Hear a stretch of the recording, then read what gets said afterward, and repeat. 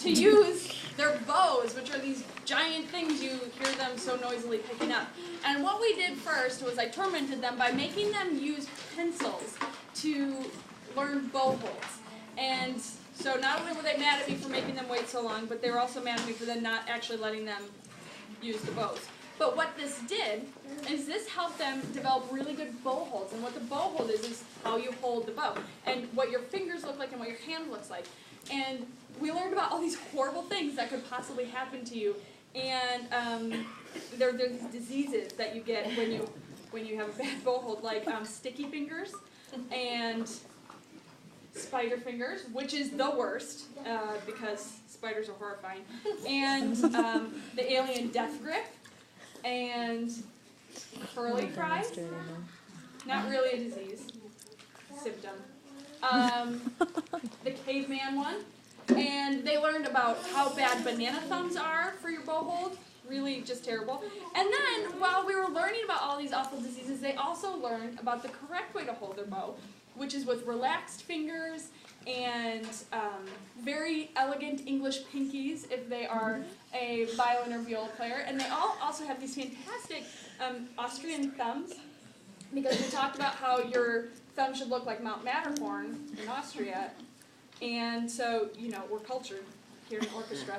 And so they developed these really great bow holds on pencils, and we practiced for like 2 weeks without getting to use them on the actual bows on their actual instruments. And then when we finally did put the bows and the instruments together, they had these great sounds because they already had a lot of really great technique in place.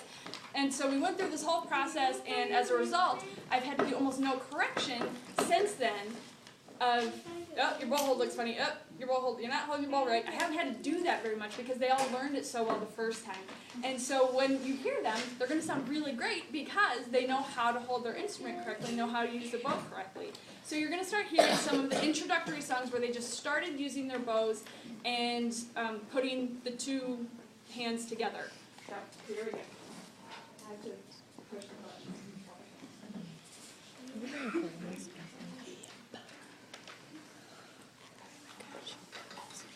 Bow the D string.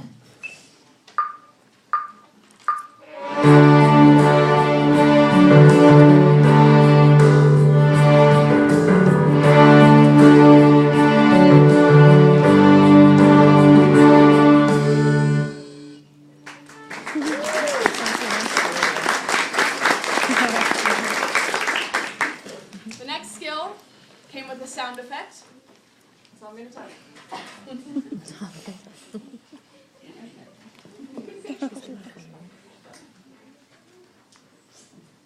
A. Lift.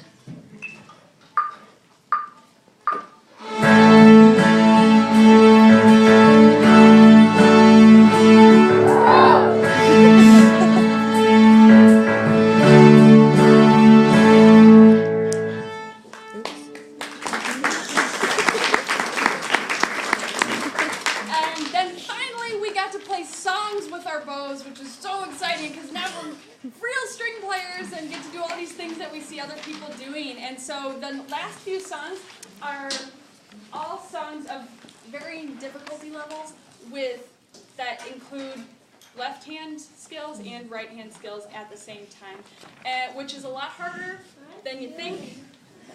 If you've ever tried to do that, what is it?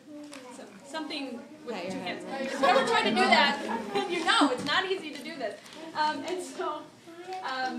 So that's what's happening in these next one. They actually learned a few specific skills with these. One is tunnels, which reinforces some of the good hand technique that they started at the beginning of the year, and also sort of refining how this arm works to create good sound with your strings.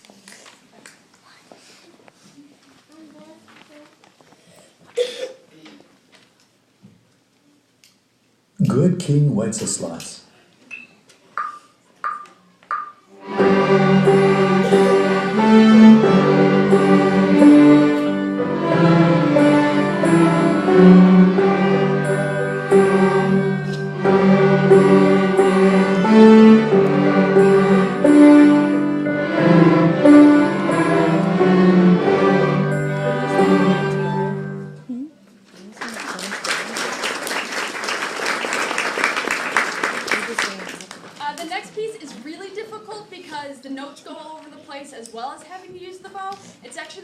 easiest one out of all of the songs that we've learned so far. It's called Cripple Creek, and it's a great fiddle tune that we're going to get to mess around with a little bit later on in the year, and I'm really excited about doing that as well. And so this next piece, pretty tricky.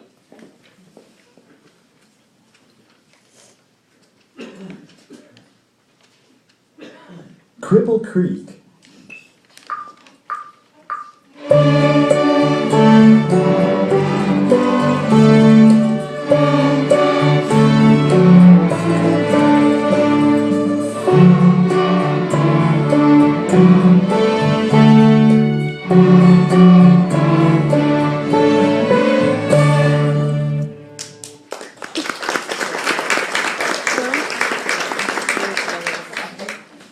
The next piece is Twinkle Twinkle Little Sandwich, which taught us about musical form and the idea of how a grilled cheese sandwich is far superior with 2 pieces of cheese on it, because we have the bread and the bread on the outside, and then 2 pieces of cheese on the inside. And at this point in the day, I was also usually hungry, so I kind of went along with that. But so this is a great piece because it teaches us about form as well as, you know, a song being that they can recognize and use their ears to listen and critique their own playing a little bit.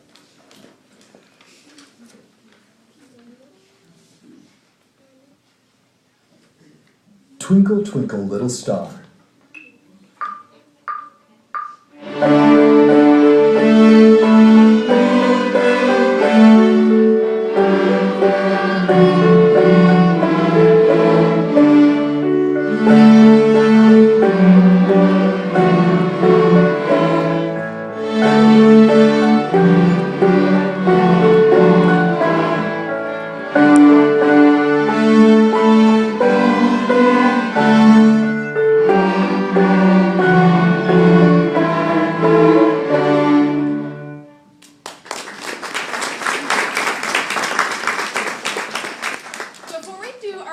Number and close out this concert, I would like to thank you again so much for coming. It's really, really encouraging to see all the support that these kids have and how invested you are in their musical lives, so that's fantastic. I just wanted to quickly mention something that maybe some of you haven't ever seen before. This is the work that they get from me in class. And what it does is it has a review section, which is pieces or songs that are a little bit easier and are just sort of reinforcing some skills that they've learned before. Then they also have a practice section, which is normally has pieces that are a little bit harder, or they'd have to spend more time working to get them right. It has a little checklist of posture things that they should watch out for, and this is designed to encourage them to practice on a regular basis. It should take about 15 minutes to do this worksheet properly, and then once they've done that properly, they get a signature. And this is actually the first part of the first part of the year. They just got candy if they turn this in, because honestly, practicing should be fun. So candy helps it become that way. But then the second marking period, this became part of their grade. And so if you are a parent that has been seeing these, that's fantastic, and you should really encourage your student to keep up a regular practicing schedule over holiday break when they won't have one of these, because it'll just, the more into that pattern you are, the easier it is to maintain. If you haven't seen these before, which hopefully a small number of you, ask your student about them. Say, hey, where's your practice sheet? Have you been doing your practicing? I'd like to hear you play, because they sound really great. They have these CDs that we've been playing along with. They all have one of them, and so they can practice with that at home if they'd like. They can practice on their own. They've got lots of ways that they can interact with their instrument that would count for a signature, and they can tell you about them if you ever have questions.